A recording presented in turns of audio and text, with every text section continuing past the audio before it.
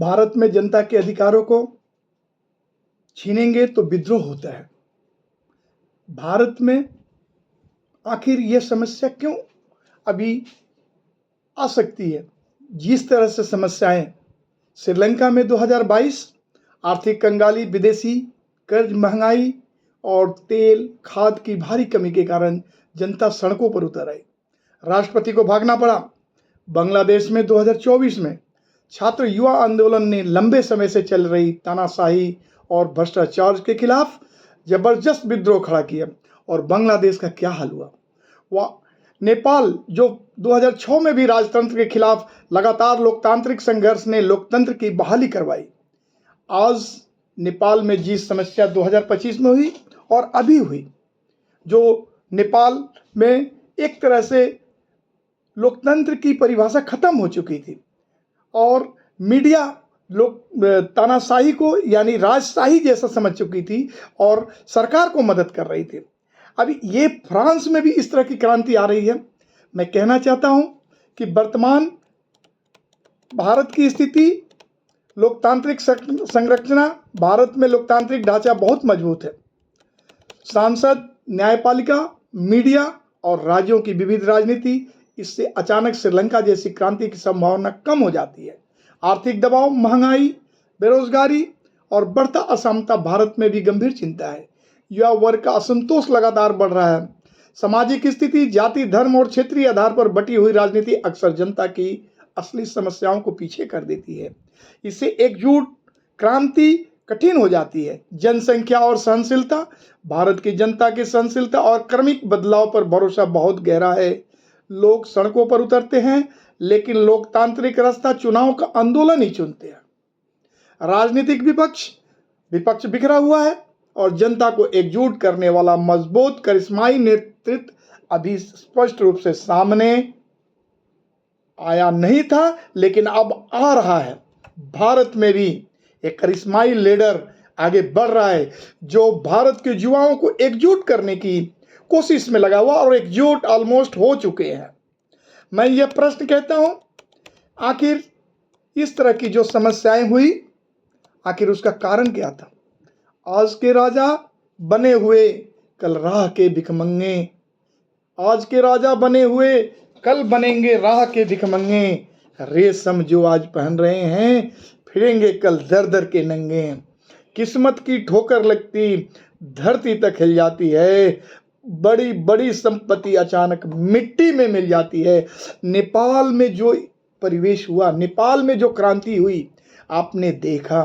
Prime minister, विदेश मंत्री को लोगों ने घर को जला दिया, तानाशाही को खत्म कर दिया। इनका कारण क्या था? इनके बच्चे विदेश में पढ़ रहे थे। किनके बच्चे?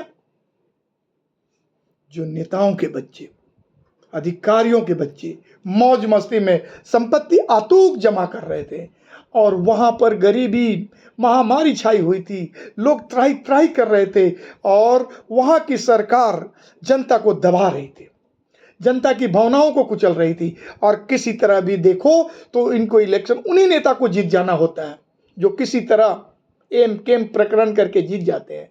आखिर जनता ने सिखा दिया कि आज के राजा बने हुए हैं, कल राह के भिखमंगे।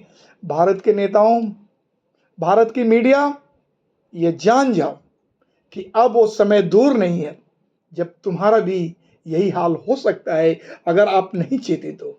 क्योंकि भारत की जनता, ये जो हमारे नज़दीक में एशिया कंट्री में ये जब सब हो रहा है तो आप कैसे अछूते रह सकते हैं?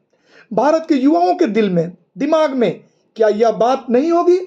तो भारत के नेताओं, अब वो समय आ गया है कि तुम्हें भी संभलना पड़ेगा। सीधा क्रांति जैसी अभी भारत में संभावना मुझे नहीं लगता है। वजह भारत का आकार, विविधता, जन आंदोलन, जन क्रांति। मगर जिस तरह से बेरोजगारी, महंगाई और भ्रष्टाचार बहुत बढ़ते हैं, तो सही तस्वीर आखिर भारत का क्या है? अभी भारत में लोकतांत्रिक रास्ते से ही बदलाव की संभावना अधिक है।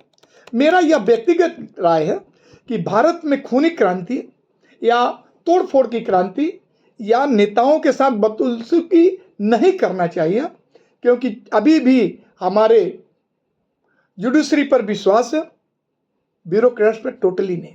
क्योंकि ब्यूरोक्रेट्स तो गुलाम है। आज चुनाव आयोग प्रचार आयोग बना हुआ, आज चुनाव आयोग सरकार के तलवे चाट रहा है, आज मीडिया सरकार की तलवे चाट रही है, और पूरे जो मीडिया में लोग हैं वो केवल अपना काम कर रही हैं, अपना पैसा बना रही हैं, अपने लोगों को और अपना ही जीवन देख रही हैं। जो सही प्रश्न पूछना चाहिए, आखिर प्रश्न किससे पूछेगा मीडिया? अरे जो सरकार है, जिसकी सत्ता है, उससे पूछो। अभी अचानक श्रीलंका जैसी आर्थिक ध्वस्त स्थिति भारत में जल्दी नहीं आएगी, मैं जानता हूं, क्योंकि भारत की अर्थव्यवस्था का पैमाना बड़ा है, परंतु युवा वर्ग की बेचैनी जो आज हो रही है, रोजगार संकट और महंगाई और भ्रष्टाचार यदि बढ़ते रहे तो भविष्य में एक बड़े जन आंदोलन को जमीन पर तैयार हो सकती है। मैं ये कहना चाहता हूं कि भारत में फिलहाल क्रांति श्रीलंका बांग्लादेश जैसी नहीं, बल्कि लोकतांत्रिक जनहित इलेक्शन मास मूवमेंट के रूप में संभव है, और यदि व्यवस्था सुधारने में विफल होती है तो लोकतंत्र के भीतर ही दबाव बनाकर बदलाव लाना तय है। रुकना पड़ेगा मुझे, ये बढ़ नहीं रहा भाई। फिलहाल मैं ये, this is my opinion and already I have given one point, valuable point, कि आखिर बड़ी बड़ी संपत्ति अचानक कैसे मिट्टी में मिल जाती है। फिलहाल क्रांति श्रीलंका बांग्लादेश जैसी नहीं, बल्कि लोकतांत्रिक Jan Kranti elections plus mass movement के रूप में ही संभव है। यदि व्यवस्था सुधरने में विफल रहती है तो जनता शांत नहीं बैठेगी, लेकिन भारतीय जनता का तरीका हमेशा लोकतंत्र के भीतर ही दबाव बनाकर बदलाव लाना रहा है, और हम बदलाव लाकर रहेंगे। मैं भारतवासियों, बड़ौदा वासियों, गुजरात वासियों, मैं ये वीडियो के माध्यम से एक कविता भी बता रहा हूं, दूसरी कविता जो 1936 में यह कविता लिखा गया था, और कविता के जो पोएट हैं सूर्यकांत त्रिपाठी निराला, गीतिका संग्रह से लिया गया है। वरदे बिना वादनी वरदे, प्रिय स्वतंत्रो अमृत मंत्रो, भारत में वरदे काट अंधूर के बंधन अस्तर, बहा जननी ज्योति मर निर्जर, कलुष भेद तम हर प्रकाश भर, जगमग जग कर दे। नौ गति नौ ले ताल छंद नौ, नवल कंठ नौ, जलद मंत्र रो, भयग वृंद पर नौ सवर दे। वरदे बिना वादनी वरदे। मैं अर्थात यह कहना चाहता हूं मेरे प्रिय भारतवासियों, गुजरात वासियों और बड़ौदा वासियों, यह कविता का आशय है, इसका निष्कर्ष है कि हमारी समानता हो, हमारे अंदर जोश हो, देश प्रेम हो, मगर असमताएं जिस तरह से आज खाए जा रही है, अमीर अमीर बनते जा रहा है, गरीब गरीब बनते जा रहा है। और संविधान की बात, व्हाट इज कॉन्स्टिट्यूशन? आज यह संविधान बनाया गया है बाबा साहब अम्बेडकर द्वारा, और उन्होंने सबसे ज्यादा मेहनत किया है, मैं जानता हूं, because I am a advocate and I am running a profession of the advocacy. I am advocate Dharmendra Singh Rajput. I am practicing in High Court of Gujarat. So I would like to say, what is constitution? भारतीय संविधान है क्या? Constitution is the supreme of the land. It is the basic structure which defines the powers, duties and rights. Now the many of the amendments, constitutional amendment has taken place. Almost it is more than 106. I mean to say 73rd जो constitutional amendment हुआ था, basic structure की कहानी थी। तो basic structure can not be change, Kesavananda Bharati case में कहा गया था। मगर आज भारत की सरकार वह बेसिक स्ट्रक्चर की बात नहीं करती है। बेसिक स्ट्रक्चर तो तब आएगा जब यह संविधान रहेगा। यह भारतीय जनता पार्टी सरकार संविधान को ही हटा देना चाहती है, वह मनुस्मृति की संविधान लाना चाहती है। और यह मान के चलो, मैं एक एनालाइज, इंटीग्रेटेड, इंटरप्रेटेड एक राजनीतिक के बाद कह रहा हूं, जिस दिन सत्ता में पूर्ण बहुमत से ये आ गई, पूर्ण बहुमत मतलब जरूरत से ज्यादा, जैसे 400 सीटों की कल्पना की गई थी पिछले चुनाव में, उस दिन भारत का संविधान बदल दिया जाएगा। क्योंकि उनका मानना है कि नेपाल में संविधान बदल गया, पाकिस्तान में संविधान बदल गया, और कई श्रीलंका में संविधान बदल गए।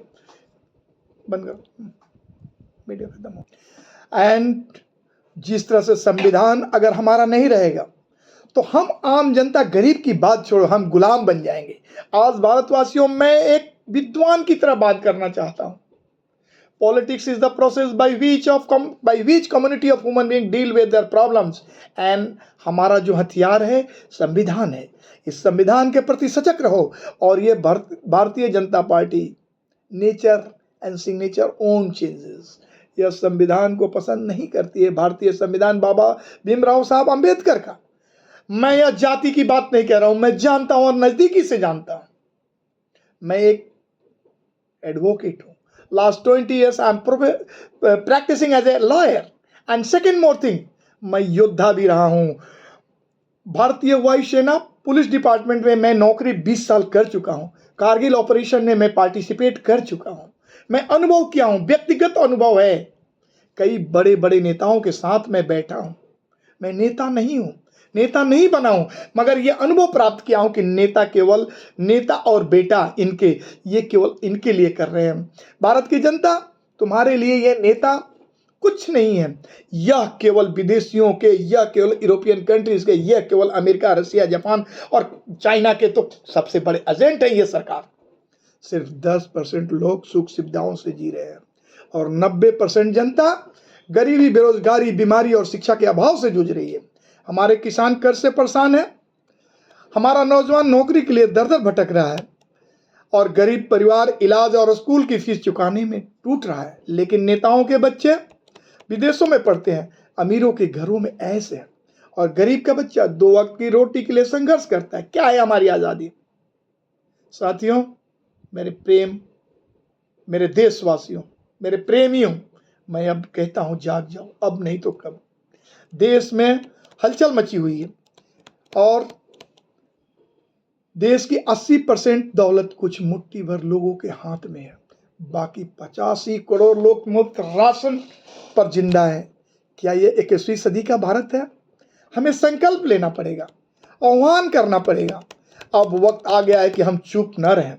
मेरे नौजवान साथियों, अगर आज तुम्हारी नौजवानी, बुढ़ापा में तुम्हारी हड्डियों में जान है, तुम्हारी मजबूती है। यहां तो ऋषि दधीची की हड्डी की बात किया जाता था, क्या यह जाता है? आखिर त्याग, बलिदान, साहस, ये कौतुक गुण नेताओं में क्यों नहीं है?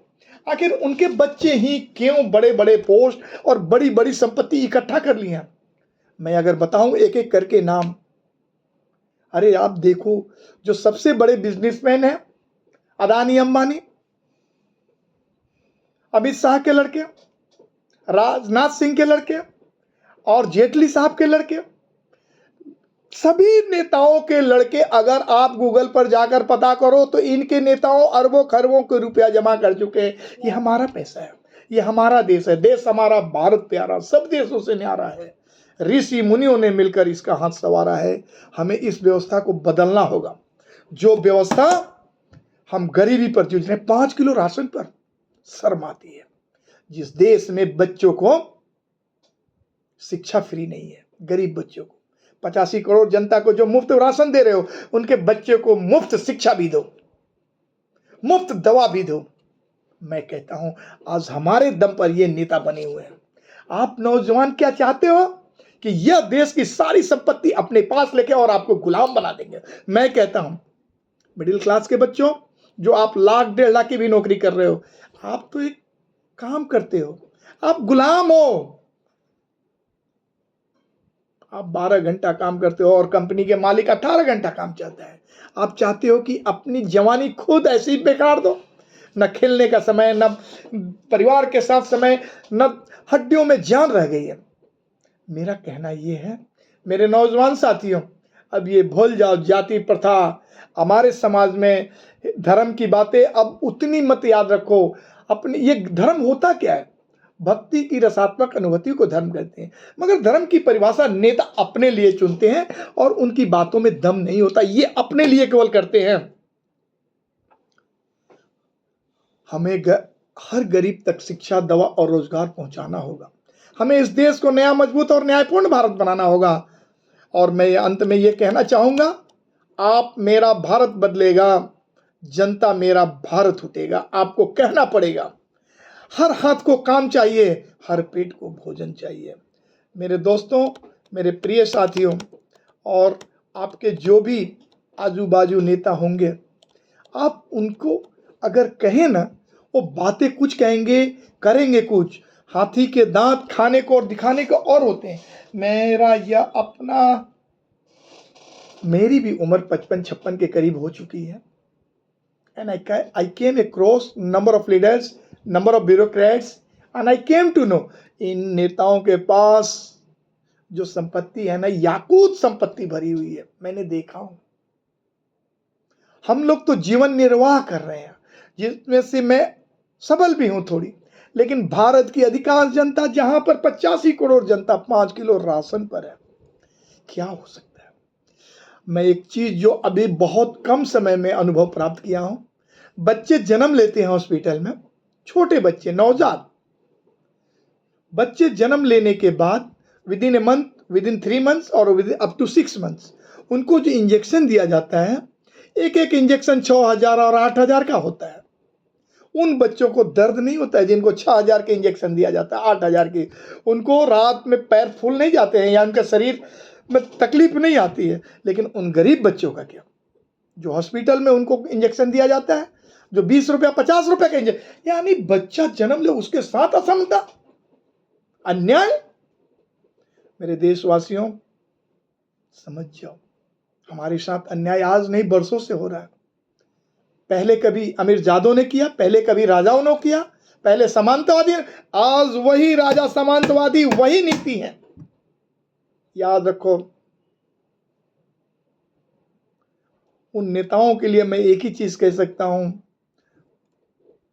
बड़ा हुआ तो क्या हुआ, लंबा पेड़ खजूर, वो लंबा पेड़ खजूर है, किसी काम के नहीं है।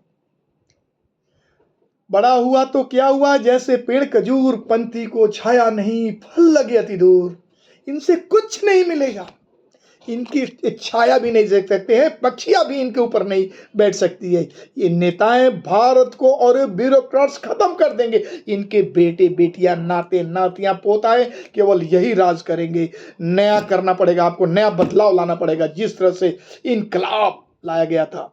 मैं तो कहता हूं, या वोट देकर आप बदलाव ला सकते हो, संविधान बदल कर नहीं, किसी में खूनी क्रांति से नहीं, लेकिन आपके अंदर जोश लाना पड़ेगा, इलेक्शन का, मास मूवमेंट का, और खुलेआम मास मूवमेंट। एक बार निकल जाओ और वोटिंग करो सरकार बदलने की, मैं कहता हूं, क्योंकि इन सरकार के जो महामानव हैं, इन नेताओं के पास अरबों खरबों नरबों नहीं, पूरा भारत का संपूर्ण संपत्ति इन्हीं के हाथ में आता है।